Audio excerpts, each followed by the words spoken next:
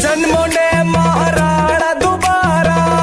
बाबा तने बुलाओ में से अपनी राजपूती जाति कर हमें बेल कराड़ा जाओ में से बिखरी हुई भी